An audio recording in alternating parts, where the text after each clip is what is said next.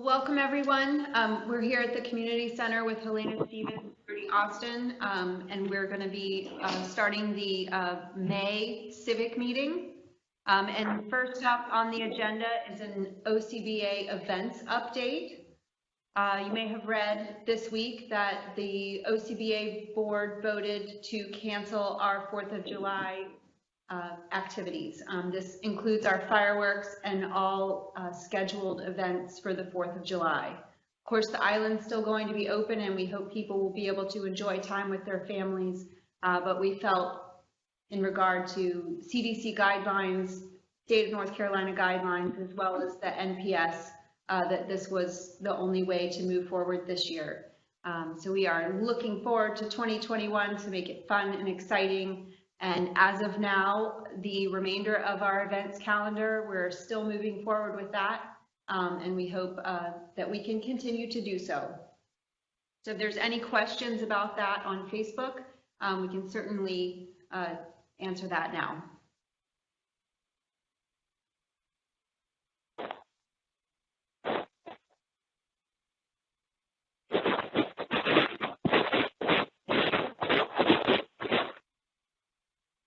Just a reminder for everyone watching at home, there is a delay. It's almost a minute-long delay between Facebook and what we are saying. So if there's a pause as we wait for questions, that's why. And I don't see any questions popping up. So if we want to move forward with Hyde County Schools with Superintendent Steve Bassnight.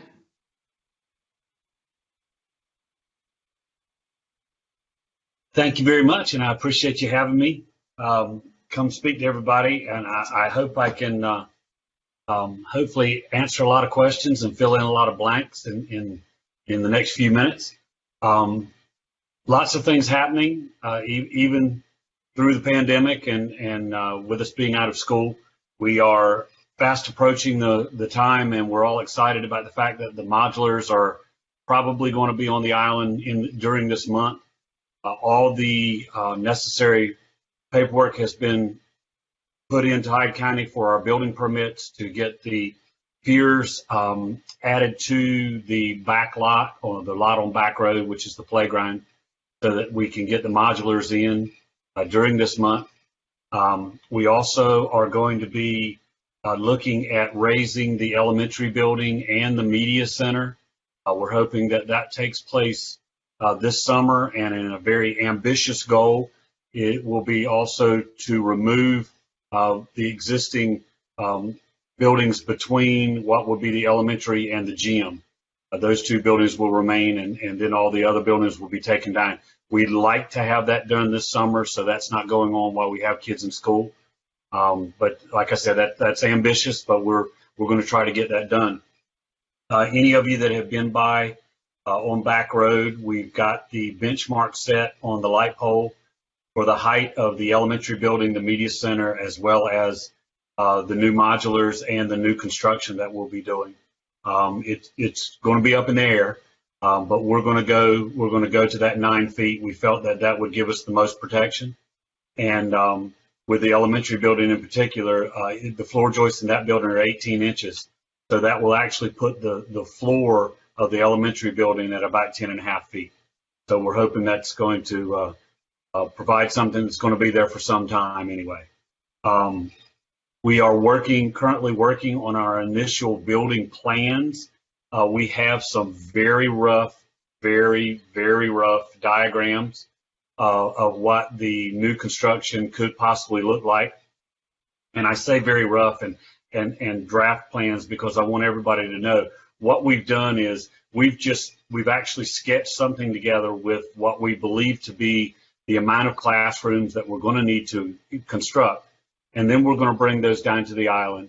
And we're trying to work out right now some kind of method of either doing a YouTube video so that everybody can see those before we get there in order to get input from the community itself.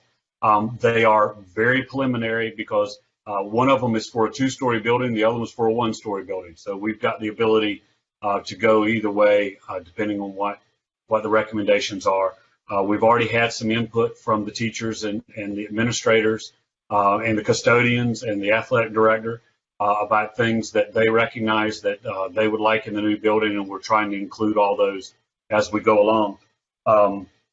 We also have, again, some rather ambitious plans for that building as well. There's the possibility, depending on the square footage, that we can have sort of an open area where the teachers can meet or where classes can meet. If the entire freshman class or the entire middle school needs to get together to have a meeting for something, that would be contained within the building. Everything would be indoors from the elementary building all the way to the gym. There would be an entrance on both the back road as well as at the circle. And we also have plans to do some site work to do a little better drainage plan on the site before we put the new construction in there. So very ambitious planning. We really want to get into the elementary and the media center facilities by the start of school next year. And that gets me to the next topic I'm going to very quickly touch on. But if we can get all that done this summer, we'll have access to all the classrooms in the elementary building. The modulars are a 10 classroom unit with a hallway down the middle, completely enclosed, so you don't have to go outside for that. And then there's several rooms in the media center where we could get the library opened again in part of that building, but also use some of those rooms as well for offices for our administration in the school. I won't go into a lot of detail about this, but I will mention it. We are currently working on plans for graduation. We have the blessing of knowing that there will be 8 graduates this year at Ocracoke School, and that allows us some freedom to still stay under the recommended guidelines to do some creative things to allow those students to actually have a graduation. And so we're going to try to make it, we've talked to students and several parents, we're going to try to make it as close to what would be normal as possible. We're working on locations right now. Met with Superintendent Halleck this morning, had a great meeting with him. Nicole and I will be meeting over the next several days to start to put those plans together. And we're excited that on the weekend of June 14th, which is a Sunday, I think, we'll have graduation. Maybe have a rain date on the 13th if it looks like we're going to get some rain on the 14th, but that's the weekend that we're going to be doing graduation. And I did want to touch on one more thing. Next school year, we are in meetings, statewide meetings almost daily with Raleigh and superintendents across the state about trying to answer the question, what will next year look like? I was asked by the state superintendent to sit on the reopening schools task force with DPI, and that's the task force that will actually receive input from all the rest of the committees about what next year will look like, and we will make recommendations to the governor and the legislature from the input from all those other committees. And it's extensive. It involves lots of stakeholders. So I think we'll have some good plans. I know right now it's really wide open. I think the safest thing to say is, if I had to say something right now, it probably won't look like what school has looked like in the past. But we're going to make it as effective for students as we can. Now, having said that, all of that can change, and you all know that. We're waiting on recommendations from Health and Human Services about what schools may have to adhere to, whether it's social distancing or mask or whatever those recommendations come down, and we'll apply those as soon as we have them. And so all those things are being worked on right now, and I'm just sort of excited to put this year in the books and start another one. So I hope that wasn't too fast, but I know I touched on a lot of things, but I appreciate you giving me the opportunity to come on and talk a little bit. Thank you, Mr. Rossnight. I'm just doing a call for any questions for Hyde County Schools.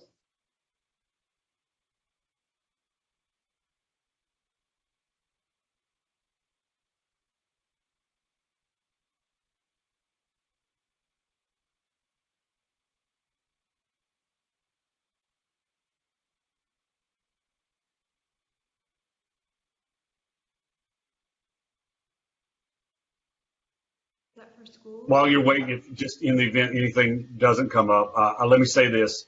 Our plan right now is within the next couple weeks to be able to schedule some meetings respecting the social distancing guidelines as well as the meeting size guidelines on the island. If that means multiple meetings, we will have multiple meetings. If it means multiple days, we'll do that to get as much input as we can from the community about the new building and recommendations and questions or answer any of those. This is going to be your school, and I want everybody to recognize it as that. So anything we can do to help, we're gonna try to incorporate that. To if it's an improvement on the island and the community, we're going to try to add that too. But just know that we'll be down there in the near future, and we'll be trying to meet with as many people as we can. Mr. Bassnight, we do have one question coming in, and Yes, it's ma'am. regarding the operating budget. Are there any operating budget issues for next year that we should be concerned about in relation to the school? Just like everything else literally everything else that we're dealing with right now, I don't have an answer to that question. There's a lot of speculation. I think, within the county government as well as within the state government, we know economically what's happened to us on Ocracoke Island since last fall and Dorian, and we know what's happened across the state with the pandemic. We know what the national economy looks like right now and what we're trying to deal with. So I think it would be unrealistic for anybody to say there would not be any implications to that. But as far as being able to tell you any specifics right now, there simply aren't any. But we'll be working within the district with our Board of Education, with the county commissioners, and with the state of North Carolina and Department of Public Construction to make plans and answer those questions as quickly as possible. There has been some recent legislation that's intended to help schools and communities, and that was a great start. I don't think the legislature's through. I think there's some other things they're looking at currently, and as soon as they pass those down, we're happy to update everybody.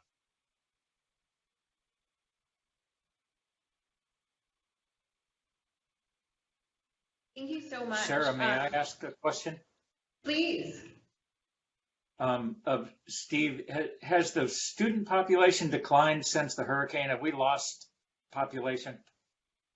We did an update in December, and our population had dropped, but we're operating right now on DPI projections. And the DPI projection for Hyde County's student population right now is 591. And Commissioner Paul, I think you know this. Last year, our population dropped below 600, and that was a benchmark in DPI. And because it dropped below 600, we lost about $110,000 in funding for Hyde County schools from the state. But with the work of Representative Bobby Hannig in the legislature, he was able to get the entire division that we dropped into eliminated, because we were the only school in the state in that division below 600 students. And they rolled us back into where we were. Well, all of that legislation is currently tied up in last year's budget. And because that budget hasn't been passed, we were not able to recoup that $110,000. And until the legislature passes a budget, which is looking sort of sketchy for next year too right now, that $110 is just hanging out there, and we don't have access to it. So our population did drop. It dropped at the beginning of the year. That's how we ended up in that situation. And I know it dropped again in December. Our actual student population right now is in about 560. So we've gone down a little bit from the 591, but because of the DPI projections, and hopefully we'll get to hang on to those projections for at least one more year, we'll be funded on that 591. Thank you. Yes, sir. Appreciate the info.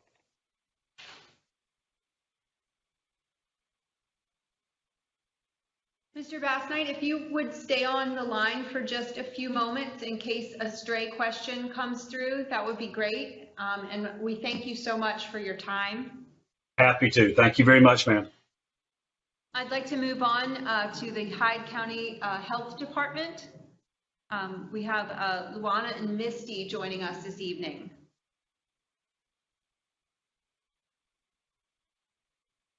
Okay, so this is Lawana. Good evening, and thank you for having us participate tonight in your meeting. The health department tonight, we may have a lengthy presentation, but what we want to do is go over with you all the Executive Order 138 requirements and recommendations. While we're discussing that, we will also present to you all about employee health, restaurant practices, lodging practices, what Ocracoke can do and will do if visitors get sick, and then how to clean the room or house that a visitor has been quarantined or has been staying in. So tonight with me, I have Misty Gibbs, who is our preparedness coordinator, and I also have Ronnie Collier with us, who is our environmental health specialist. We've prepared several documents for you all that we're going to post in this meeting tonight for your viewing pleasure. And we will also post those documents on our website and link the county's website to those documents. In addition, we will print the documents out and create packets that will get distributed on the island by the end of this week. We would ask that you reserve your questions for the end of our presentation because the three of us are going to present. And we're going to start off with the Executive Order 138 and the changes that involve. And I'm going to ask Misty Gibbs if she will start that part of our presentation. Hello, everyone. Can you guys hear me? And can you see when I'm scrolling through? Yes. Yeah. Okay, awesome. Wonderful. Well, I get to present the really fun stuff, all these little teeny details that we're starting with. We know under Executive Order 138, we moved into Phase 1. What I want to go over first is what is the difference between what we were doing and now that we're in Phase 1. So what we were doing for commercial activity is people should only leave home for essential purposes, for food, medicine, etc. Now people can leave home for commercial activity and some retail activity, and more businesses are open.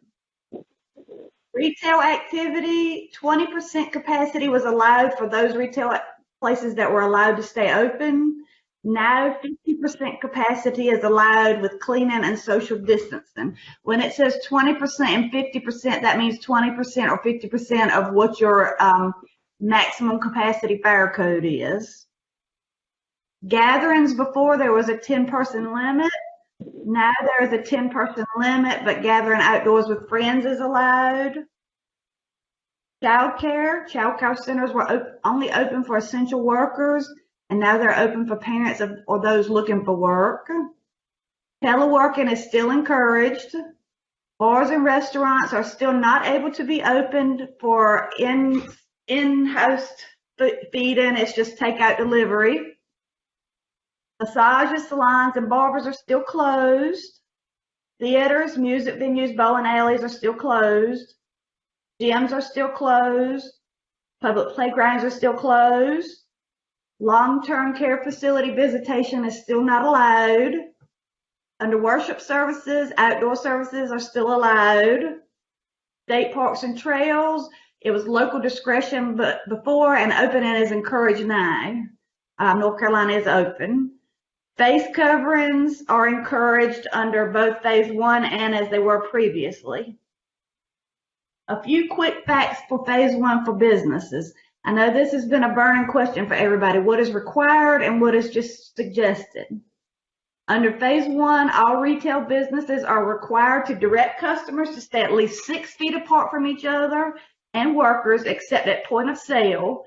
And I'm going to scroll down. I'm going to go through this, but I'm going to scroll on down to the attachments. I tried to put some attachments so that anybody who hadn't been off island could see some examples.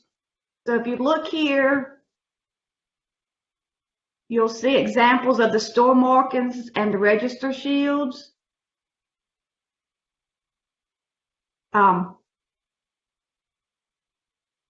You can see on the floor the tape that they have down. That's an example of what other places have been doing, the essential businesses, and what your stores will need to be doing now if you're large enough. The occupancy is limited to 50% of state fire capacity, and it may need to be reduced to keep customers 6 feet apart if your shop is so small that you're not able to keep people 6 feet apart and still do 50% capacity. Door signs we've made for you guys so that you could see those. You can see them in a different kind of view here. This is one that you'll need to post on your door that's required about the wear, weight, and wash from Hyde County Health Department.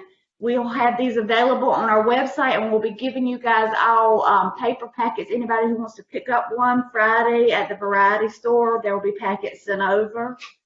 This is the one that will need to be posted. Also, on your door, you'll have to post your occupancy, your maximum occupancy for your business. We've also included a handout for that for you guys to put on your doors. You'll have to clearly mark 6 feet of spacing in your lines at point of sale and in other high traffic customer areas. Perform frequent and routine environmental cleaning and disinfecting of high touch areas with an EPA approved disinfectant. And we have a product list and cleaning guidance attachment with this also. I won't go through that whole document with you. You'll have to prominently provide, whenever available, alcohol-based hand sanitizer, at least 60% alcohol at entrances and exits and near high-touch areas. You'll need to conduct daily screening of employees before entering the workplace and immediately send symptomatic workers home. I'll scroll down to that one. Here's another sign that will need to go on your door as well. And I'm going to scroll down to this checklist, but Luana will actually discuss that checklist with you guys. So here's a screening checklist that you'll need to use for employees. And this is also under required. You're required to screen your employees when they come in each day. And anybody who's symptomatic will need to be sent home, and Luana will go over that also. You need to post signage at the main entrances to remind people about social distancing and reducing disease transmission, which is one of those posters under attachment B. You should have your employees wash their hands or use hand sanitizer immediately upon reporting to work and frequently throughout the day. So it may be a good time when you check the symptoms when people check into work to go ahead and do that, and then remind them during regular intervals that they'll need to wash their hands or use hand sanitizer. And then you'll need to systematically check and refill hand sanitizers and assure soap and hand drying materials are available at sinks so that people can do that hand washing throughout the day. Those are the things that are required of the executive order. Next, we're going to talk about things that are encouraged. Go back up.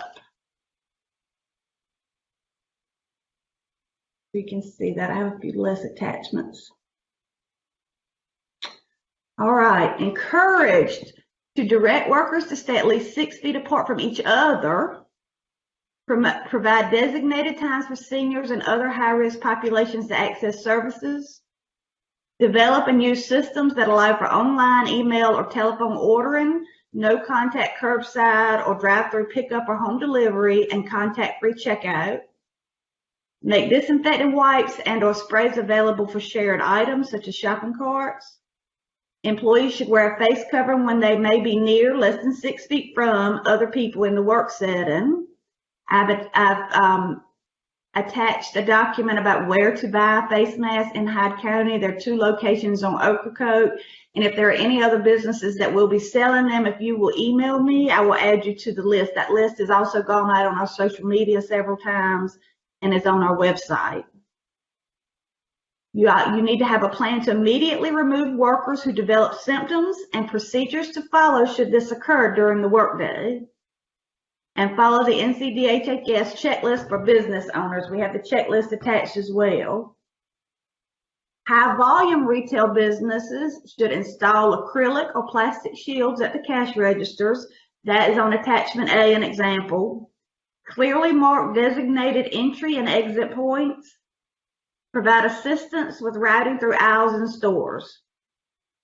All of those things are not required, but they are recommended and strongly encouraged. Additional information I wanted to share with you is that we have a Ferry information campaign going on. Attachment G is the ferry information brochure that we'll be sending out. We've already got permission from the ferry division to print pamphlets and bring to them, and they're going to give them to every single rider who gets on the ferry at all of the ferry locations. As you can see, this is an example of the flyer. It gives you information on what phase 1 includes, sites you can go to, what to remember while you're on Ocracoke, how to protect yourself, the 3 W's, the symptoms, and what to do if you become sick while on Ocracoke. So everybody will get that upon entering the ferry. We also will have the ferry division will be announcing. They make an announcement before the ferry takes off every time. They've already been doing several things while they take off to let people know safety measures, but they're going to include some additional language that we send them to make sure that people can hear that as they get on. It'll be the same thing that's in the brochure, but it'll just be reiterating that information, what to do to keep everyone safe. So before opening to the public, please review the full list of requirements at the DHHS website, and I have that listed on the information. There are several different bullets, but we tried to hit the high points for you guys about what was required. And then regularly monitor that site for updates, because this has been an ever-evolving situation. Once we get to phase 2, once that is allowed, which should be around May 22nd, but that depends on how things are going in North Carolina, then we'll send out more information and updated information so that everybody will be comfortable with moving into phase 2 as well. I've also listed several other resources on the list that you can click into, and the Restaurant and Lodging Association, different resources to help you. I know there's a lot of information out there. We tried to hit some of the ones that were the most advantageous so that you could get the most out of it. So these are the links for resources. And then the last note I wanted to end my presentation on is a sneak peek at our future phases. During phase 2, what is proposed, and that could be anywhere around May 22nd, depending on how things in North Carolina go, is to lift stay-at-home order with strong encouragement for vulnerable populations to continue staying at home to stay safe. Allow limited opening of restaurants, bars, fitness centers, personal care services, and other businesses that can follow safety protocols, including the potential need to reduce capacity. Allow gathering at places such as houses of worship and entertainment venues at reduced capacity. Increase the number of people allowed at gatherings. Open public playgrounds. And continuous rigorous restrictions on nursing homes and other congregate care settings, because those are our most vulnerable population.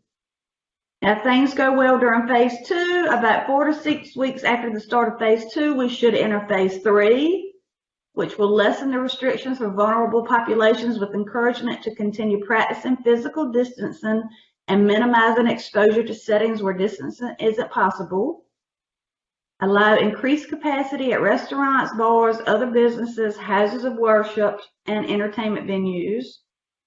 Further increase the number of people allowed at gatherings, and continue rigorous restrictions on nursing homes and other congregate care settings, even in phase 3. As we can all see, this is not going to be a fast process that we'll be going through, but there is a plan to move us all through each of these. Most of you already have my contact information, but if you do not, feel free to call or email me anytime. If you do have face masks that will be for sale at your location, please email me and let me know so that I can add you to the list.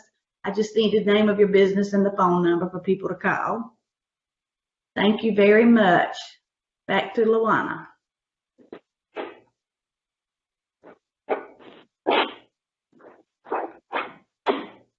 Okay, so now I'm going to discuss employee health. Basically, and this is a requirement, every day as an employer, you need to do a checklist to determine if your employees are eligible to be at work. And you really should do this before they even enter the building. So the questions you should ask are on this checklist. The first one being if they've had close contact in the last 14 days with somebody who's been diagnosed with COVID-19, or if a health department has been in contact with them and advised them to quarantine. Can you all hear me? Yes. Okay.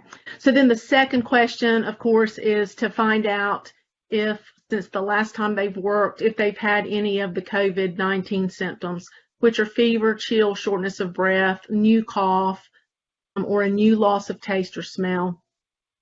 And of course, if they answer yes to any of these questions, you should direct them to go home, stay away from other people, and call their healthcare provider, which would likely be Ocracoke Health Center. So if an employee has been diagnosed with COVID-19 or has had symptoms recently, they should not go to work. An employee can return to work when they can answer yes to the following three questions, which are, has it been 10 days since you first had symptoms? Has it been at least 3 days since you've had a fever without using fever-reducing medication? And has it been at least 3 days since your symptoms have improved, including cough and shortness of breath? So if an employee's had a negative COVID-19 test, they can return to work once they have no fever without the use of the fever-reducing medicines, and they have felt healthy for the last 24 hours. This should be your initial checklist screening that you do for employees when they start a new shift with you. But on a daily basis, that's when you should do the screening log, which is just asking a couple of questions. You ask them if they've had any signs of illness, and those signs of illness are on this form. It tells you fever, cough, shortness of breath, difficulty breathing, new loss of taste or smell, chills, headache, sore throat, and muscle aches. And you actually don't have to ask them the questions. You can give them the form, and they can read for themselves and answer yes or no. And then the second question for them is if they are a caregiver or have had exposure to someone who's ill with COVID. They date it and then they sign it. So that's the first thing that you should do as an employer is the checklist and then the daily log. The next thing that you should do is provide facial coverings for your employees, because this is one of the 3 W's, which is to wear a facial covering. The next thing you should do is make sure you have hand sanitizer available to your staff, and you encourage them to use that hand sanitizer. And then, of course, you should educate your staff. Education is key to us knowing how to behave in this situation. So educate your staff to the symptoms, which you have seen on these forms. I won't repeat that information. But educate them to the symptoms, educate them to your isolation plan, which you are required to have, and of course, educate them as well to the 3 W's, which are wear facial coverings, wash your hands, and wait 6 feet between people. So like the patrons. That's all that I have to talk about right now as far as employee health. I know that was pretty brief, but we have a lot of information to go over. So if you have questions, you can ask those at the end of the presentation. So now what I'm going to do is turn it over to Ronnie Collier so she can talk with you about restaurants. Ronnie?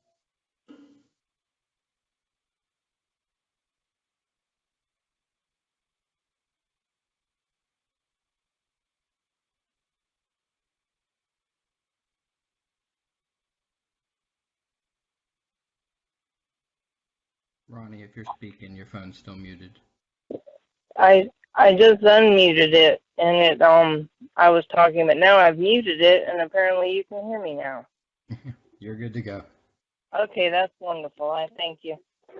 All right, so as Miss B said, the phase 1, the restaurants can still only do takeout or delivery. They're still supposed to maintain their, their regular sanitizing, and if they have a railing or a window where people are leaning or just putting their hands on, they might want to wipe that down with some disinfectant. And I was trying to get a bleach to water ratio table done, and I just didn't quite get that done. I've got a real ugly one that is going to be part of the attachments there, because we're gonna be switching from sanitizer to disinfectant for a while. Same with the lodging, bed and breakfast, and in regular motels.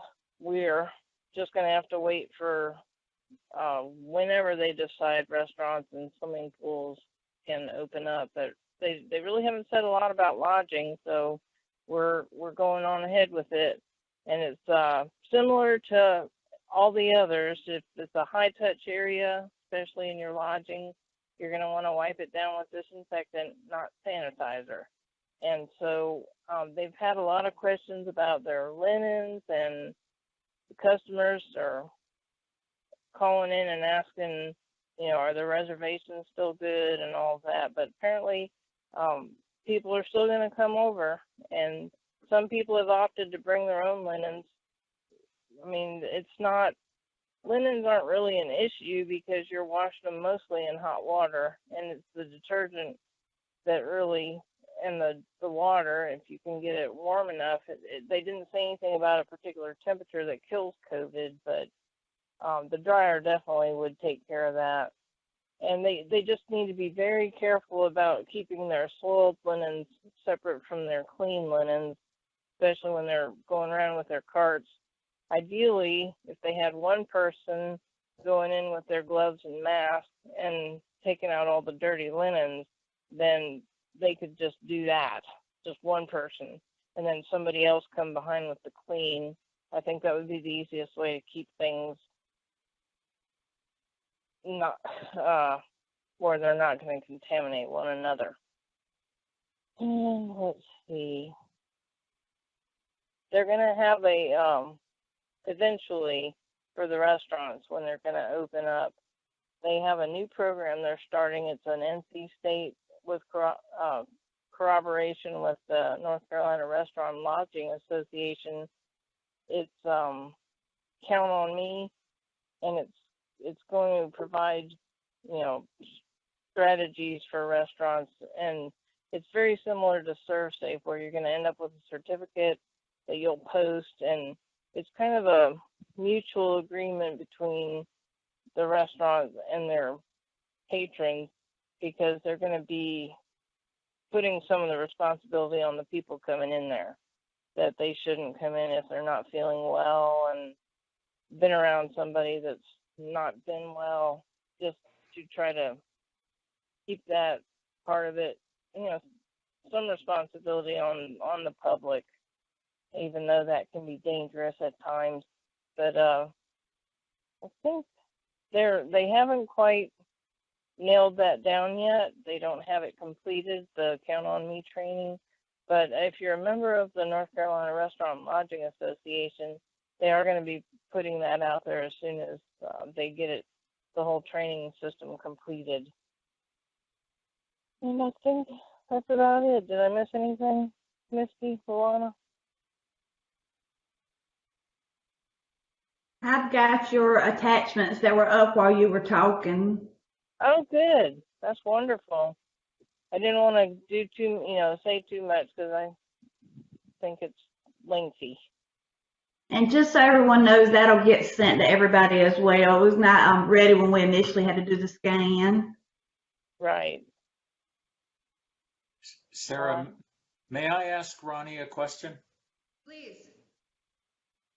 Yeah, go ahead. This is Tom Paul. How is this information going to get out to the lodging and restaurants? Are we going to hand it out to them personally, or just let them know that it's available? Or what's the plan for actually disseminating the information directly to the lodging and restaurant owners?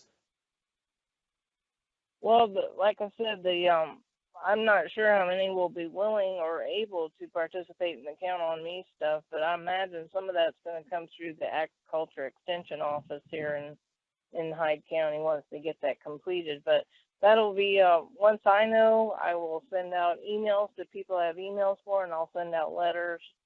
As soon as I have the guidance, I am going to definitely get that out there as quickly as possible. So by email, is that going to be the main avenue for providing this guidance to lodging and restaurants? Well, that's the quickest way, because I'll probably get it by email, and then I can, get that together and send it out. And with my weekly visits for people that I can't get a hold of or still working on their facilities, then I can hand deliver it, but they really don't want to have to hang on to pieces of paper right now. Mm-hmm. Okay, good, thanks. Okay. We do have some Luana, questions. we have one more presentation to end this. If it's okay with y'all, if Luana could do her section, and then we can take any questions you have about any of the sections. Is that okay? Oh, please, yes. Okay. All right, Luana, Okay. I have your screen share up. Okay, thank you, Misty. This is the last section, as Misty said, and I'll try not to take too much of your time because time is so valuable for everybody. I'm going to just briefly discuss visitors and vacationers and what will happen if they get sick. So the bottom line is, this is just cutting through the chase. They're going to need to go home. So what we're going to do is we're going to provide handouts to all of the lodging facilities that they can put in their packets to give to their renters. And the handouts will tell them what to do. Will tell the guest what they need to do if they develop symptoms. It'll be on a brochure as well that's being provided, at the ferry station. But basically the protocol will be, if they feel sick, if one of the visitors feels like they're sick, we're going to tell them that they need to go home. But first they should contact Ocracoke Health Center, and we've provided their telephone number on this handout, so that the Ocracoke Health Center can evaluate the visitor and potentially test them for COVID-19. Once they're tested, at that time, protocol says they're immediately considered a person under investigation, which means that they are to self-isolate, and that's what we want them to do at their home. So if they wind up with an actual positive test, at that time, again, we hope that they've already left, that they've gone home. But at any rate, we will begin contact tracing to determine who they have been in close contact with since 48 hours before the onset of their symptoms. And what we will do is we will reach out to the health department that to the county where they reside, to transfer the case to them once they've gone back home. Now, here's what happens. If they are well enough that they can travel, we recommend that they travel at home and have someone that drives for them. That's not violating isolation orders, because we're trying to get them back at home. They will be told that they can only travel by private passenger mode of transportation, so in a vehicle. They'll be told that they can stop for gas, they can stop for bathroom breaks, they can stop, go through a drive-through for food if that's what they need to do, but they are not to interact with other people, and they are to wear facial covering, like if they get out to go inside to use the bathroom or to pump gas. Now, if for some reason this individual is too sick to travel home, say they live in New Jersey or Maryland, it's going to be an 8-hour drive or whatever, and they're too sick for that, but yet they're not sick enough to be hospitalized, that's when they are told that they have to isolate in a non-congregate facility, housing facility. At this point, we are hoping to collaborate with Dare County on that. Dare County, unfortunately, does not have a shelter in place at this moment, but they are working on that. I've been in communication with Sheila Davies about that situation. If Dare County does not have a shelter in place, we will have to transport these people to the next best option, which will be facilities that have been determined at the state level. It's usually a hotel. They may have to travel as far as Greenville to stay in Pitt County or in Plymouth, but emergency management maintains a list of the facilities that are providing this type service. At that point, again, like I said, contact tracing happens. If they go to a shelter in Dare County, say we coordinate with them, and they go to a shelter in Dare County, we at the health department will continue to do monitoring of that patient. We will not put that off on Dare County to do. And they are to isolate as protocol states. So that is a pretty quick rundown on what to do with visitors and vacationers who may get sick once they're here. Again, the goal is to get them back at home. Of course, we also have to inform the property management owner, the hotel, the motel, whoever it is, that they need to disinfect their facility with the proper protocols for that. We're not allowed to tell them that who the patient is. I mean, they'll probably be able to figure that out, but we still have to protect their confidentiality. The only thing we're really allowed to tell them is that they have to implement their COVID-19 protocols for cleaning. And there's an attachment for that as well. You can see it on your screen, but it's also in this packet that everybody's getting, which will tell the facilities how they are to clean their places. It also tells them how to don and doff personal protective equipment, which is required to wear during cleaning. That was kind of down and dirty, pretty quick, but hopefully when you have all of this information in front of you, you can read through it and it will be easier to understand maybe. But at the same time, we're done with the presentation, so we're ready to take questions now. Okay, great. The first question is regarding swimming pools on Ocracoke, and this was specifically directed to Ronnie. Have all of the required inspections by the Hyde County Health Department been done on Ocracoke pools, and when will the pools open?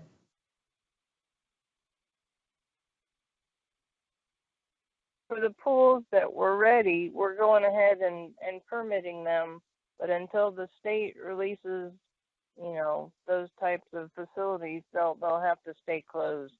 And I don't know what their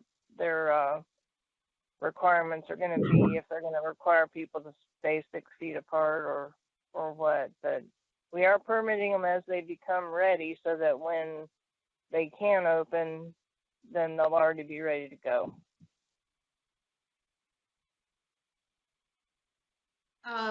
This next question is, will the Ocracoke Health Center be doing COVID testing? And what is the procedure now? And will that procedure change as we open the island? There's also a sub-question to that about telemedicine. Ocracoke Health Center is currently seeing patients initially through telemedicine. Will they be reopening for in-person visits? That's to any of you. Luana, I didn't know if you wanted to. Okay, so I will speak to this is Luana, and I'll take that question. So currently the Ocracoke Health Center is testing for COVID-19, and they will continue to do so once visitors are on the island. I don't know if I said this in the presentation, but it certainly is on the handouts, and it tells patients to call before you go. That's standard across the board. Everybody should be doing that. But yes, they should call Ocracoke Health Center, tell them they're having symptoms, and then Ocracoke Health Center will direct them to how and when to come for their testing, just like it is right now. As far as telemedicine goes, I can't speak to what they're doing with telemedicine. They would need to answer those questions, but yeah. They will test. We've discussed testing. They're on board with that. They look for an increase in testing. And just to interject in there, the state has increased the number of tests available. We do have extra tests, and we're constantly in contact with Englehart Medical and Ocracoke Medical Centers to make sure they have what they need, and they report back to us when they test. An additional question about testing. How many tests has the Ocracoke Health Center performed for COVID?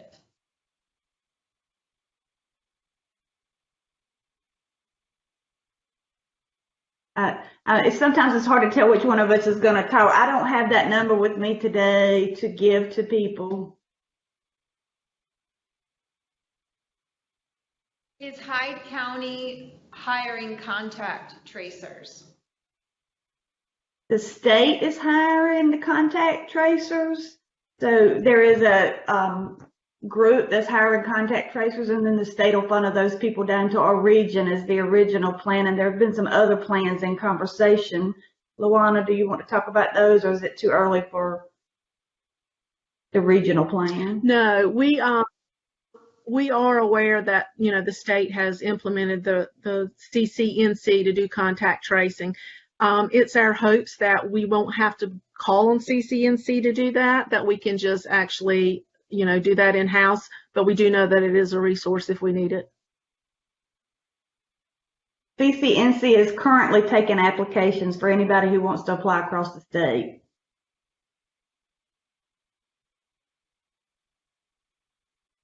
We have some questions based on trying to find supplies. You mentioned that there were a few places on Ocracoke that were selling face masks, and I do remember that you mentioned that in your presentation. So any other advice on where a larger employer might find face masks? And there's also a question about hand sanitizer, because we have been out of it on the island. Did look on the Restaurant Association website today, and they have hand sanitizer and face masks for sale. Amazon has also opened up with surgical masks and different face masks. We have for larger employers, that would probably be what you need to do. The senior center here on the mainland has about 500 cloth face coverings that they're selling. The variety store on Ocracoke is selling face coverings, and let me see what the next place on Ocracoke was. Ocracoke Island Trading Company is selling them as well. You have a question about the cost of getting your business prepared to meet these requirements. Is there any funding available for businesses to recoup some of the costs that it's going to take to get their establishments ready in light of these new health precautions? Not through public health, but Chris may know of some business avenues. There's been a tremendous amount of business resources put out there, and I wasn't prepared to talk about them tonight because there are many through the CARES Act, the Paycheck Protection Program, and different ones. And if that's something that OCBA is interested in hosting, we can get our SBA team back in here to do another update on where we are. We had Matt Brine and Mike Twitty from SBTDC here a couple of weeks ago, I think, and if that's something the business owners would look in to hear from that SBTDC group again, I'd be happy to work with them to bring them back to another workshop. There's one additional question about enforcement of these health procedures, will the business owners be responsible for enforcing that these public health procedures are going forward in their business? Yes, this is Lawana, and that will totally.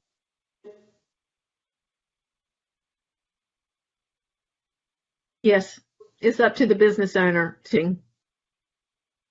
The only thing that the health department can implement is isolation and quarantine orders.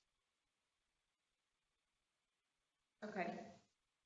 Hey, this is Ronnie. I wanted to say something about the money. I don't know anything about funding, but we are waiving all of our fees for new permits for the facilities that have been remodeled.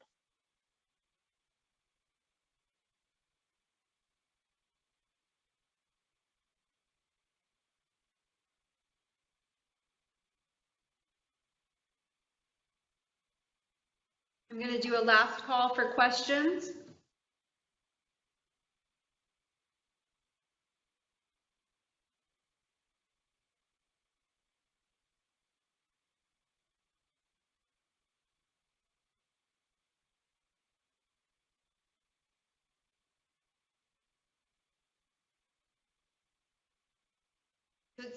Thank you all three of you so much for joining us and presenting us with all of this information.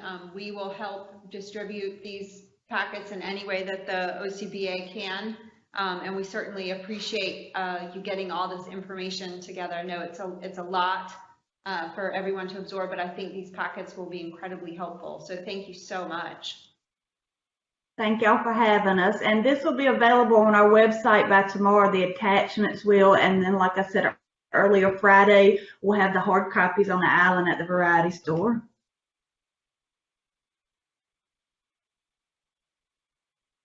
Thank you so much.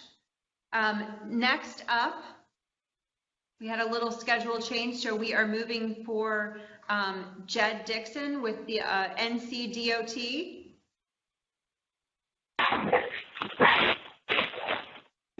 Good evening, everyone. Can you hear me? Yes, Jed. Hello. Hello. How are y'all? Appreciate you including us in tonight's meeting. Have a few updates that I'll share with you guys. As you may have heard, we had a schedule change at Hatteras Ops today and increased our departures to the hour schedule in the daytime, and then we're still on some larger gaps in the schedule in the evening, but we were able to pull a crew from Ocracoke operations, and they have now been reassigned to Hatteras for the time being, and they are helping us run that schedule. We met with the health department last week, had a great meeting with them. As was already mentioned, we went over some preparations that we intend to help the health department with and spreading some brochures about what to expect when you get to Ocracoke and work with them on some messaging over the PA system. And we're going to get that from those guys this week and start doing that right away.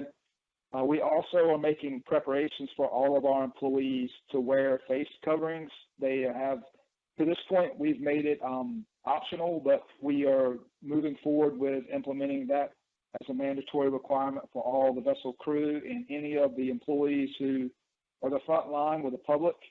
And we have ordered additional face coverings, and all that should be here on Monday. We've been using the paper style mask, and we were able to get the cloth mask and some of the I think like the sun shield type masks that are used for face covering. So we've ordered those, and we hope to have them in on Monday as well. We are continuing our plan for cleaning and our checklist that we've implemented since the beginning of the pandemic. And we have been keeping up with that and making sure we can provide the safest environment on board our boats and our terminals that we possibly can. We are working on procedures to limit the amount of people we have in the passenger lounge areas and inside the terminals on board when on board the ferries. We are we've been able to ask people to stay in their vehicles, and we will continue to do that. But we recognize with the summer approaching and the weather getting much warmer, it's not feasible for someone to stay in their cars for the entire trip on the Hatteras or the Sound Class ferries where you're on board for a long period of time. So we're looking at different protocols we're going to implement based on the size of the lounge and how many people we feel like can safely enter that area and meet the CDC requirement for social distancing. So we'll be putting more information about that out in the coming days. As I mentioned before, we are really in a tough situation with our budget currently, and all the DOT is down with our fuel revenue tax, so we're really having to monitor our expenditures, and we're just kind of taking it week by week, day by day at this point. And so really, that's all I had for my updates, and I'll be available to take any questions. Thank you. Thank you, Jed. I received a question earlier, and there was a question, and maybe this is for you or for Chris or Tom. This is about the Tram update. It was updated that the passenger ferry will not be running this season. And what about the trams? We're still working on. We're still working on a plan for that, and just as soon as we've made a final decision, we'll get that word out to the public.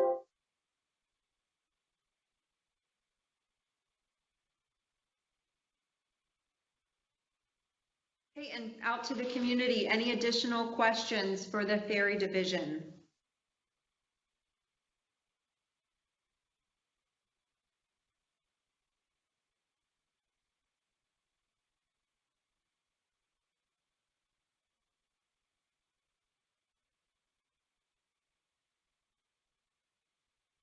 So Jed, I don't see any other questions coming up at the moment. If you want to hang on the line for a few minutes in case another question pops up. I'll do that, Helena. Thank you. Thank you so much.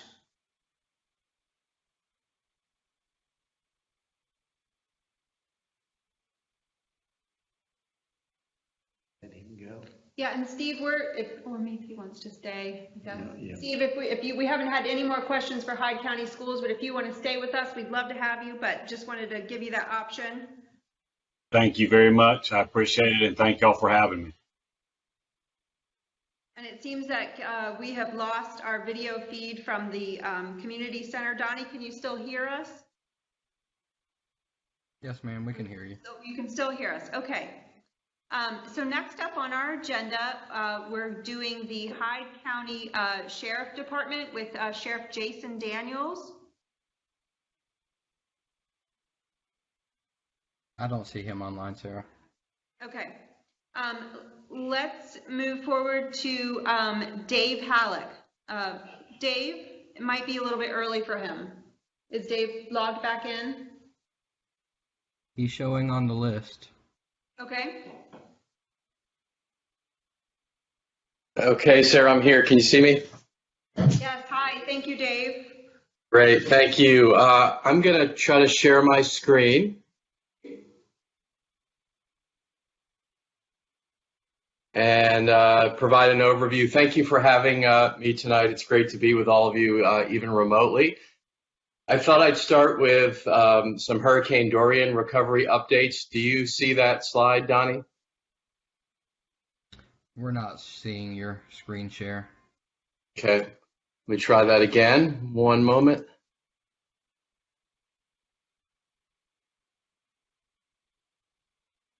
Okay, how about now? Yep. Okay, great. So just a quick update on Cape Hatteras National Seashore's Hurricane Dorian recovery.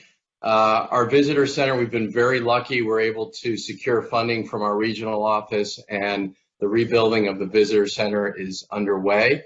It would have been open by Memorial Day weekend. Unfortunately, we've had a bit of a delay in the project, but on top of that, we are not prepared to have any of our indoor facilities open by Memorial Day.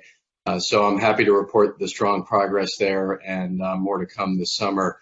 Visitor Center restrooms, we're having an HVAC replacement project occur at some point this summer.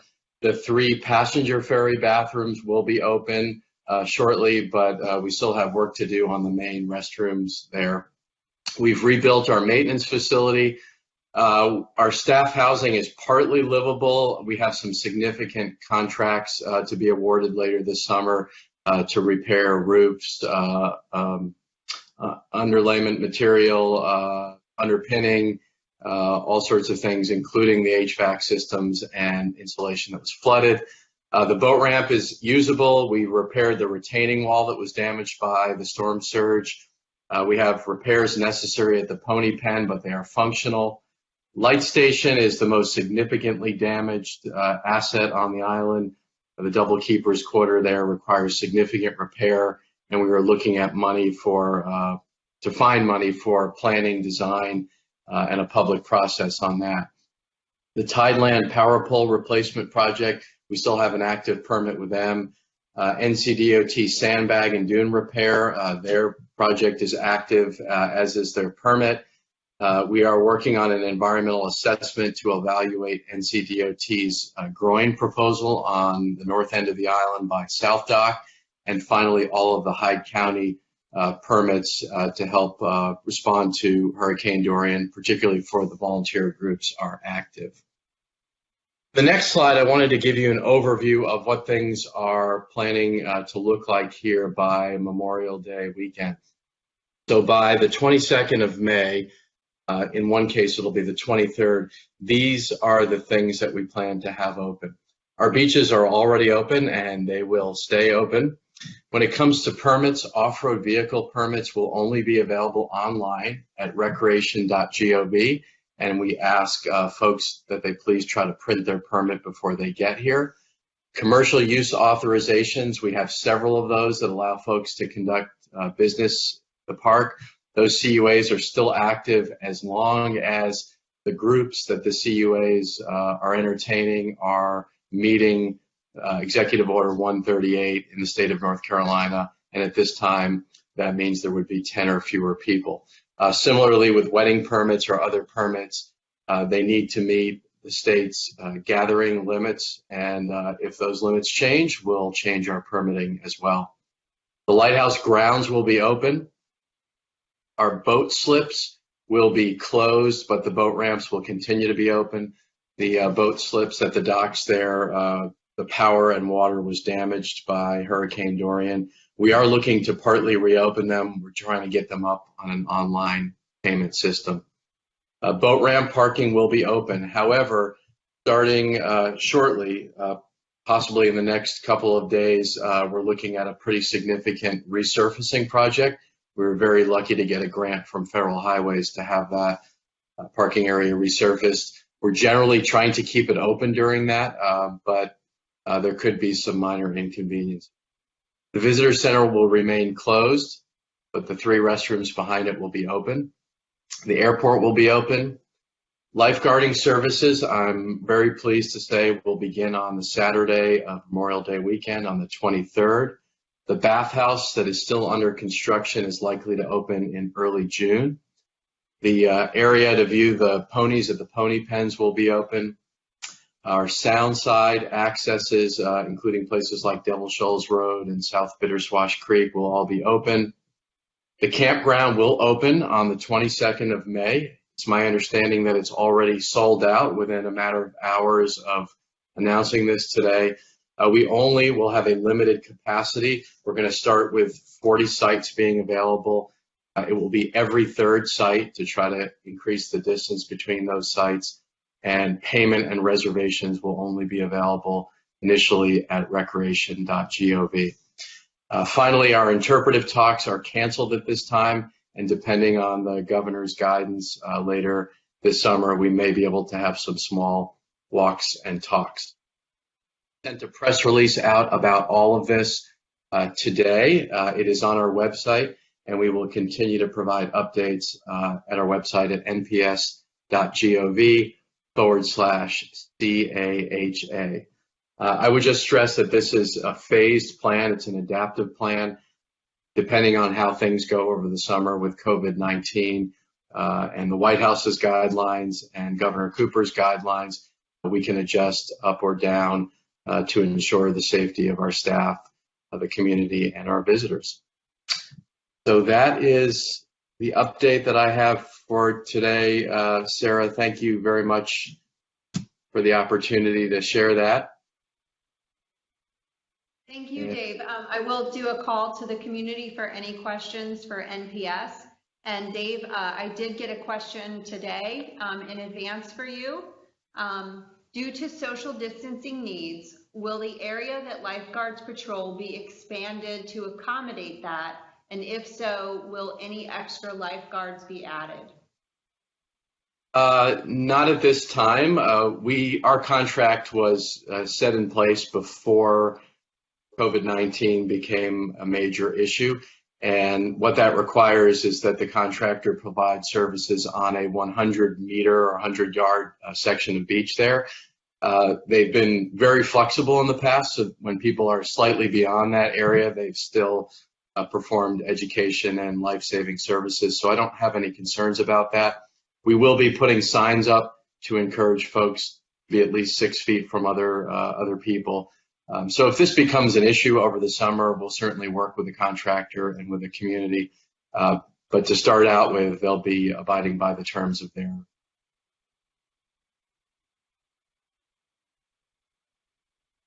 Thank you, Dave. We have no further questions at this time, but if you would stay on the line for a few minutes in case another question comes on, we can address it. Yes, I would be happy to. Thank you so much for the opportunity to present. If anybody watching or on the island has any questions at all, feel free to contact me anytime.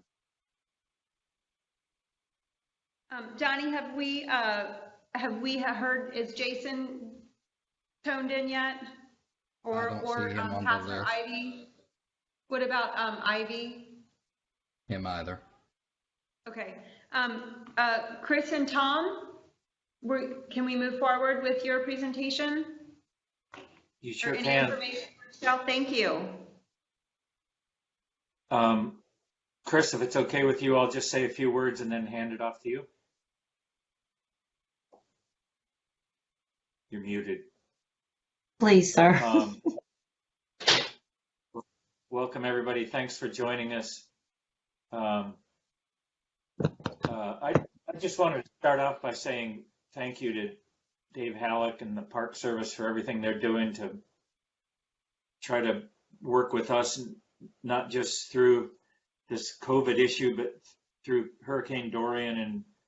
And, as we're sort of uniquely addressing two crises at the same time, it's just great to have these partners that we've got, the Park Service and Dave Halleck, the Ferry Division, Jed and Harold, and all of the ferry people. I was very pleased to see the change in the ferry schedule, as Jed had said all along. I don't know if you're still on, Jed, but just I hope you know how grateful we are for everything that you do for us. And despite the difficulties that the Department of Transportation is facing, Jed was able to get those additional ferry runs in place, and it's going to be really, really critical to us, as it is every year. It's going to be more critical this year because we just need to have everything work as well as it can possibly work. And these partners, Health Department, Chris and Justin, everybody's been working hard on this, and I just want to say on behalf of the island to thank you to all of you.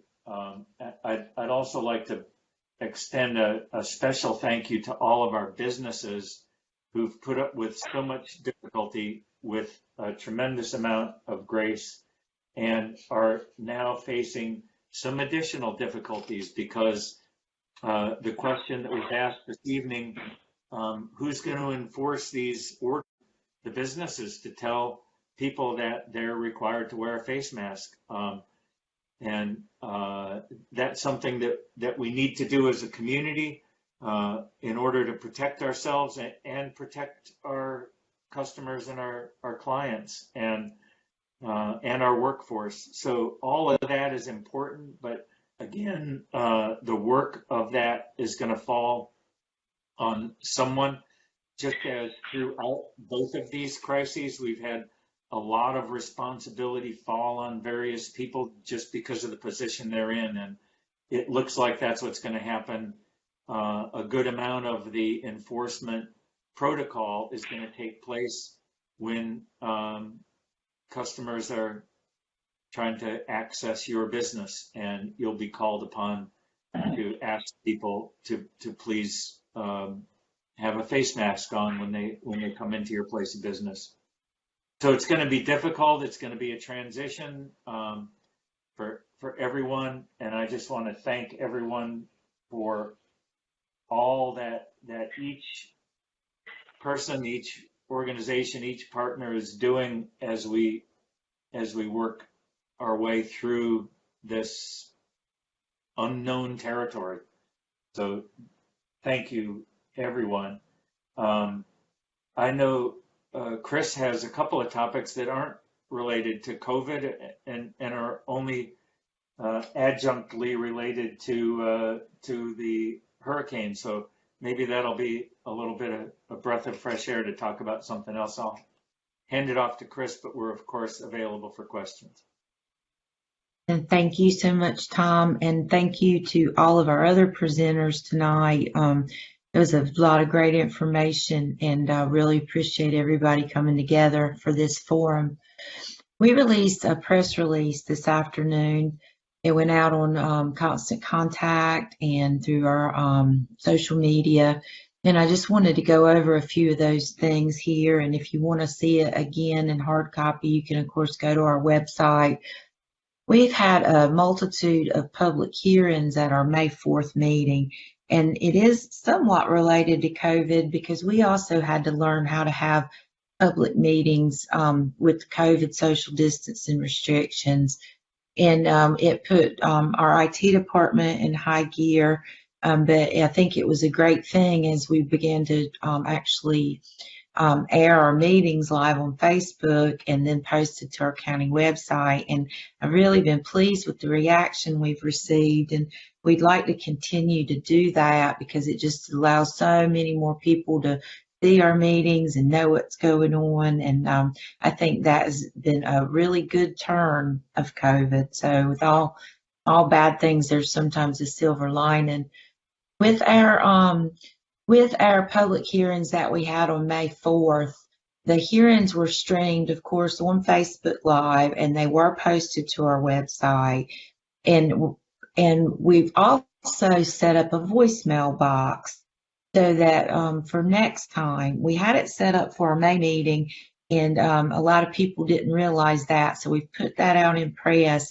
If you want to make a public comment and you physically want to say the public comment in the hearing, there is a number that you can call to record that public comment to be played during our board meetings.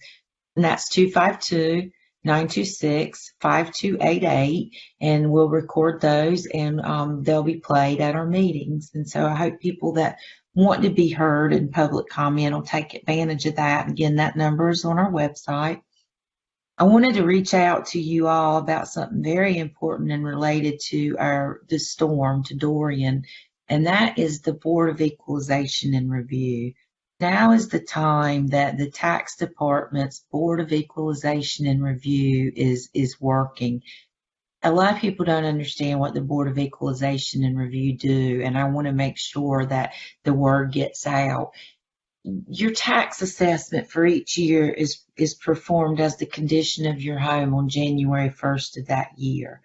So a lot of you that receive damages to your home or business, you might not be looking at the same tax value this year that you had before the storm. And it's important that you communicate that to us during this time of equalization and review so your tax bill can be put to a place that's more justified for where you are right now given those conditions. Now, we began our equalization and review on May the 4th, and we're going to continue that. We have another Board of E&R meeting tomorrow night, and it'll also be on Facebook Live and on our county website. But The board will hear appeals at that time for property tax evaluations. We've set up a web page on our website with frequently asked questions about that appeals process. We've also have it a tool online where you can go to your property valuation and look up your property record card to see what your current tax value is. If your tax values were adjusted for the storm, you received a letter. So if you did not receive a letter, you should go online, HydeCountyNC.gov, go to the tax department, pull up your property valuation card, and if there's an issue with that, you need to go online and register for the Board of E&R so we can get your property put to a value that's true and just for this upcoming tax season. We'll accept those through June 1st, 2020, but don't wait. Go ahead and get it in now. And to file an appeal, that form is also online, or you can call the tax office at 926-4469. But I'm really pleased to say our IT department put everything online this year, and I think that's a great tool. The other another public hearing that we had, I want you all to be aware of, was our flood map public hearing. So the flood insurance study has been done for North Carolina and completed for Hyde County. We received our flood maps and they've been under review. The flood maps greatly reduced the, in a lot of areas, greatly reduced the required elevation height for buildings. And after Dory and the community came together and they said, that's just not acceptable. We know that we are going to flood across the island if we have another Dory, and we know we flooded right at 7 foot, 7.2. And so we had a lot of conversations, a lot of meetings with the planning board. We've had many public hearings, and we have since we've made some minor changes to that draft flood ordinance. One of those changes that affects Ocracoke is that we were able to keep our flood elevation across the island at 9 foot, but we were able to allow non-residential structures to build at a 7.5 foot flood elevation height. And that was a really key point that Commissioner Paul was able to gather from the community and bring back to us, because businesses are required to be ADA compliant. And if I get this wrong, Tom, you're going to have to correct me, but for each foot of elevation, you're required to have 24. Will you give me that that calculation, Tom, for the ramp? For every inch of elevation, you need a foot of run. So if your finished floor is, for instance, 48 inches above grade, you need 48 lineal feet of ramp. So it's very difficult for a lot of businesses to comply with that, not only because of the cost, but in some cases because they simply don't have the space to put that ramp in. And so when we were presented with that fact, we did allow businesses to go to a required level of 7.5 foot. We're going to vote on those flood maps June the 1st, and hopefully we'll adopt our flood maps and our new flood ordinance. And all that information is also in the release that we did this afternoon. 2 other public hearings that we held and 2 more ordinances that we adopted were in relation to your Ocracoke development ordinance. And so and they were kind of small things, but they're actually, very important, and they were because of the storm.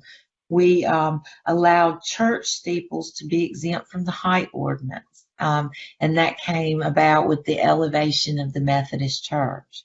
And then also the planning board recommended and the board adopted that non-conforming structures, which in the past a non-conforming structure has been allowed 180 days to build back in their same footprint after a disaster.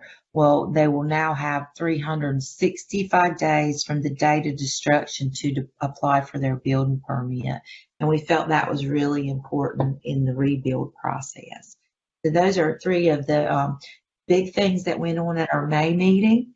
We'll have another Board of E&R tomorrow at 5, and we'll have a short board meeting tomorrow evening at 6, all of which will be broadcast. And then we'll also have a meeting on June 1st. And so that's my report, and I'm happy to answer any questions about anything else.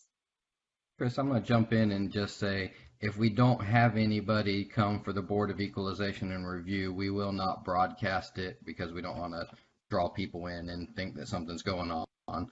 But if it is, then we will have that at 5 p.m. Otherwise, we will start it at 6 p.m.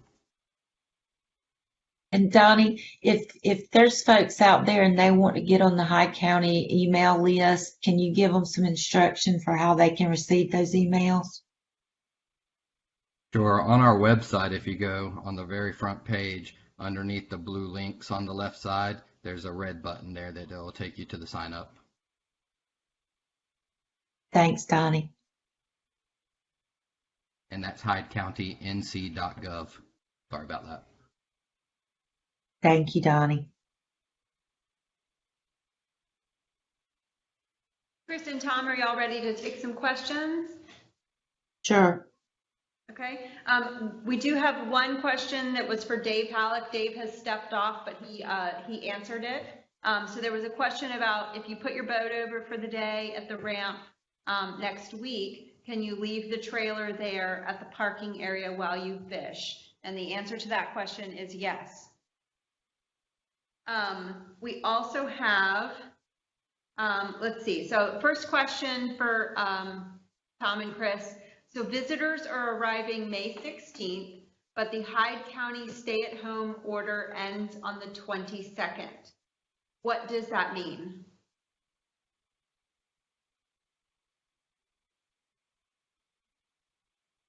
Maybe,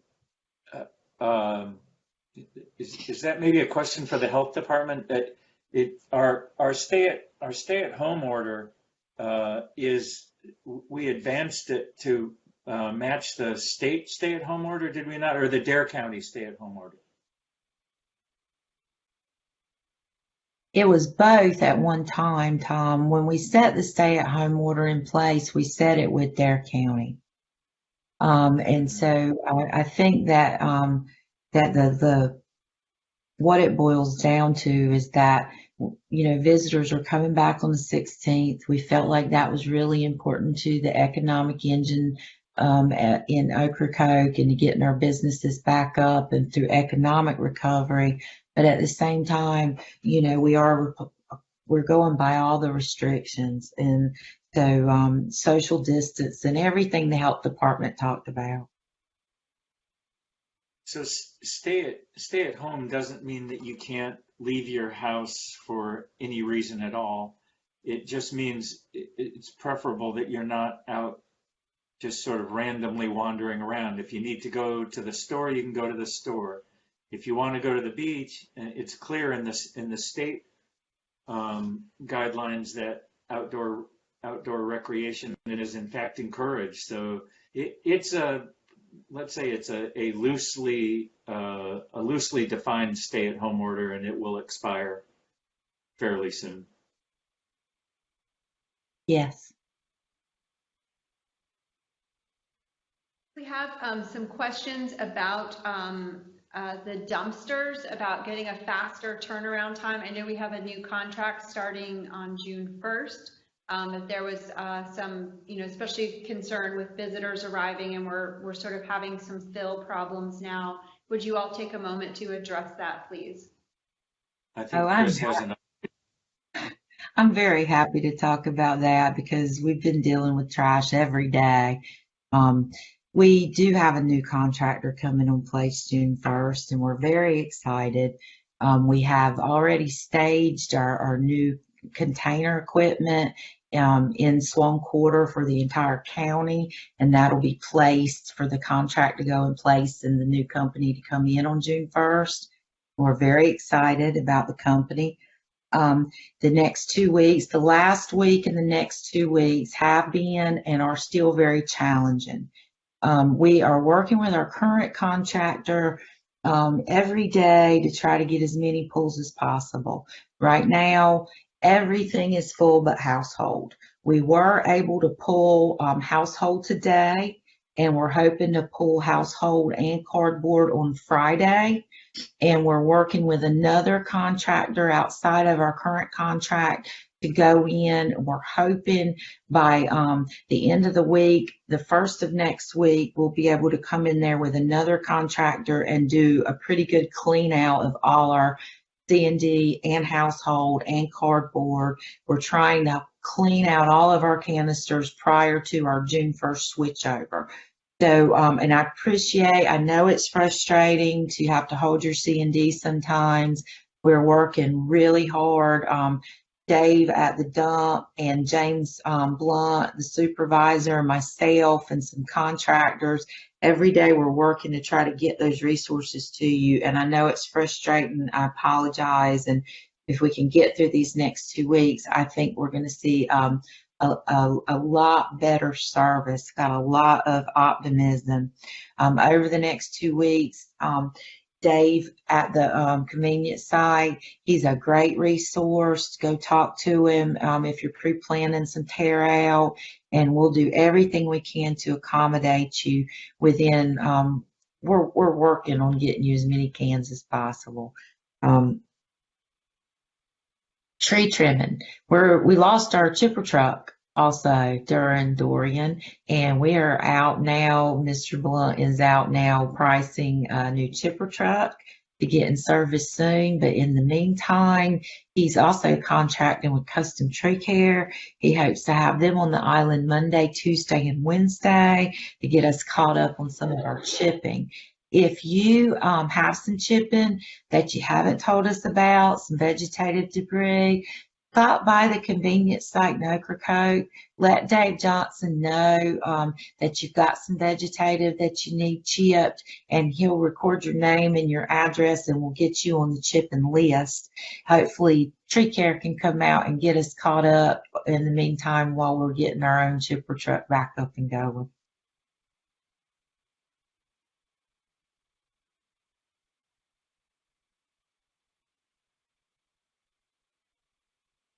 Tom and Chris, thank you so much. At the moment, we do not have any more questions. I put a call out for questions, so if you would stay on for just a moment.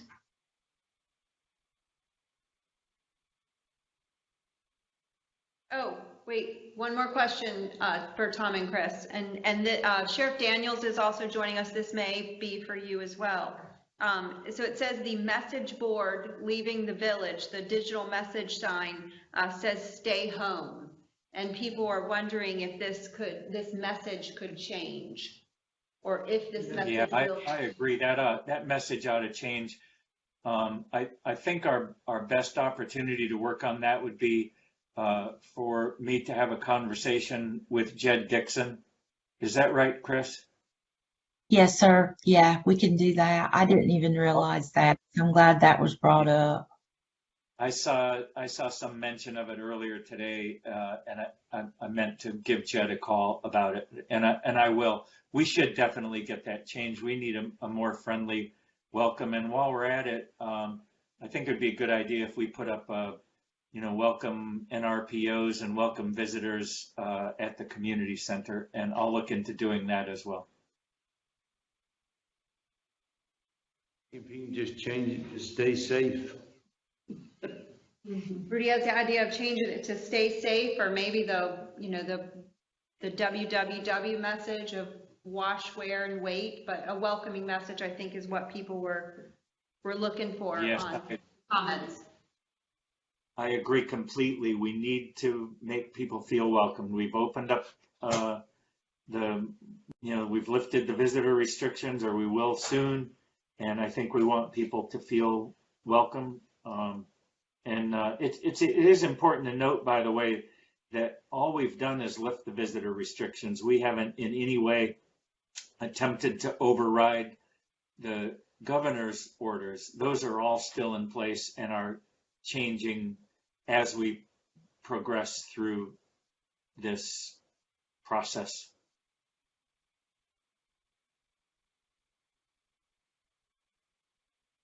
We're getting another question in about the time of the stay-at-home for May 16th and the May 22nd. It seems some might still have some confusion about that. And I guess their question, the way that they're interpreting it, is that the visitors can go out as of May 16th, but the residents can't until the 22nd. So could you just touch on that one more time? Yeah, let me just say that when we moved the stay-at-home order to the 22nd, it was well before the ultimate decision was made to lift the restriction on visitor travel on the 16th. So clearly there's a conflict there. I think it's one that we just have to live with until that 22nd date comes about. And I don't think anyone needs to take that stay-at-home order any more seriously than the visitors are going to take it, which is not going to be very seriously. Nobody's enforcing it. It's in place because it was put there under prior circumstances, and circumstances have changed. We could, maybe we can raise that question at the commissioners. We have a special commissioners meeting tomorrow. Maybe we can raise that question and just make a change to that stay-at-home order. I don't think it's anything that one needs to worry an awful lot about. Yeah, and I'll just add a comment. The one that you guys did, and in the press release that was sent out, it says that we adopted the latest executive order from the governor, which covers all of the phase 1 activities in his current stay-at-home order. So it just mimics the governor's, which is, we are still in North Carolina under that stay-at-home order. However, it's been loosened to phase 1 part of things. Yes, Donnie, that's exactly what I was going to say. This is a rapidly changing situation. And as those things change, sometimes the stuff that are put in place are phased out, and there are new guidelines set up. And right now, as Ms. Luana presented in the very beginning of this Facebook Live, we're under phase 1. So if you're operating under those guidelines, and then you're operating, you're compliant with the state, and you're compliant with Hyde County. And that's just, like Tom said, it was just something that was put in place, and we can look at changing that tomorrow night. Tom and Chris, thank you so much. I'm going to ask you to stay on the line for just a moment as we wait and see if any other questions have come up, but I think we've hit them all for now. And I'd like to move on and introduce Hyde County Sheriff Jason Daniels. Thank you so much for joining us, Jason. We're keeping Jason's back here. Oh, yeah. Yeah.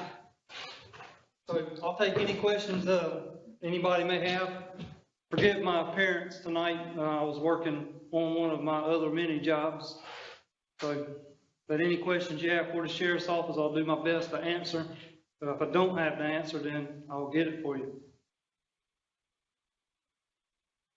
Any procedures changing from now for when the visitors come in? Is there anything different that you all will be operating from any different capacity? This is my 18th summer, and we haven't changed a thing. We're going to keep going and riding and do what we do, answer our calls, and try to prevent bad stuff as much as we can.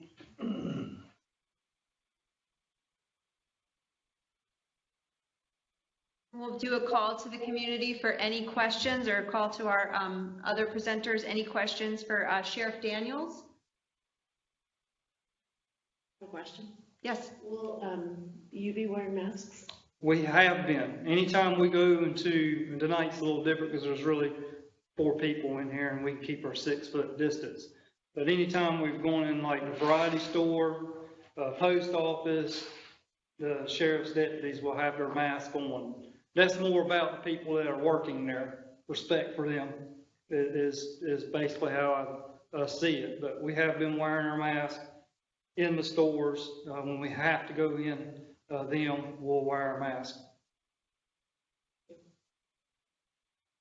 Jason, this is Tom Paul. How are you? Yes, sir. Doing okay. Good. Thank you for everything you're doing. I'm wondering if you're out with the public and you see somebody maybe in a public location, not wearing a mask. Are you all comfortable with suggesting that they might want to have a mask on? The mask is, the way I understand it, and please correct me if I don't have a grasp on that, is a suggestion. It's not a law. Yeah. So let's just say Alan Sutton at Tradesman's Tackle puts on his door, you see it all the time, no shoes, no shirt, no service, no mask, no service. You know, you got to wear your mask. So if he encounters somebody that comes in his private business that don't have their mask on, and he's requiring that to be in his store, then he can ask them to leave and not make it about the mask. You know, even though it is, you're not wearing your mask, you cannot do business inside here. You need to leave. Then it becomes a trespassing issue, and then the sheriff's office can get involved, and the person will be arrested for trespassing, not anything to do with the mask. They'd be arrested for trespassing. So each private business, if they decide to do that, then they can take it on themselves and, you know, make that their rule, because it's their business. They have a right to refuse service. Thanks, So Jason. that answers your question.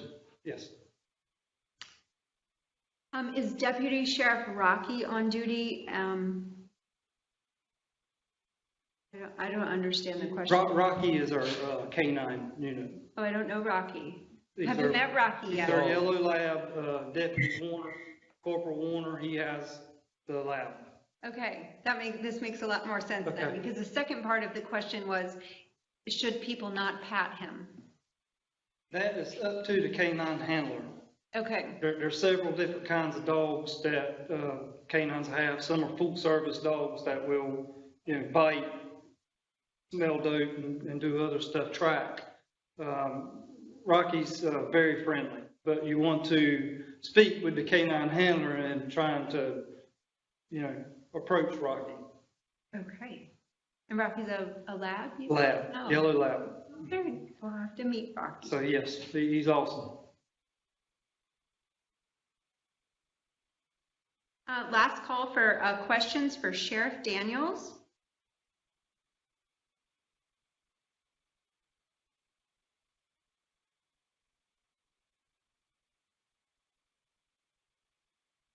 Thank you so much for coming. We really appreciate No it. problem. I'll hang out for a little while. Thank you, Okay. that's perfect. Yeah, okay, somebody, one's my head. Hang out for 5 minutes, so. So we're waiting for one more speaker. I just want to do a community outreach to anyone. Any last questions? If anyone didn't feel that they got their question answered, you're welcome to send a message to me and I can reach out to the speaker directly. Donnie, while you're still on, last time we did the next day or the day after, we did a video posting of this so people could watch the video in their own time. If they missed something, will that be available for next time as well? It will. It may take a little longer than the day turnaround. It depends on the video encoding. The last meeting that we did for the county took a day for me to get it online, but it'll be up as soon as I get it encoded. We'll also link that video on the Ocracoke Civic and Business Association Facebook group and share it with the local information as well. And then I'll do a transcription of the notes as well for you in a day or so, and translate that for Spanish for those that would like to read that way. We were waiting on Ocracoke Island Relief and Recovery Team to join, and I just got a text from Ivy that they have finished with service. We are running way ahead of schedule, so he is thought he would have plenty of time, and so he is a little bit delayed. So he's going to be a few more minutes. So I will get the information from Ivy and add that to the information that we send out to the community, as well as a link, so that we can go ahead and wrap up for the evening. If that's all right with everyone, Rudy or Helena? Absolutely. Okay. Well, I thank you so much to everyone who joined us today. Donnie, again, thank you so much for setting this up for us and allowing us to use this format to communicate. I think a lot of great information was shared today, and there'll be follow-ups to all of this information later this week as well. Can I say thank you? I said some other thank yous and didn't mention OCBA, but I would like to. Rudy and Sarah and Helena, thank you for everything you're doing, keeping communications going and under these really difficult circumstances. What a world we live in. Thank you all very much. Thank you, Tom and Chris. Thank you, everyone. Have a good evening. Good night. Thank you. Good night.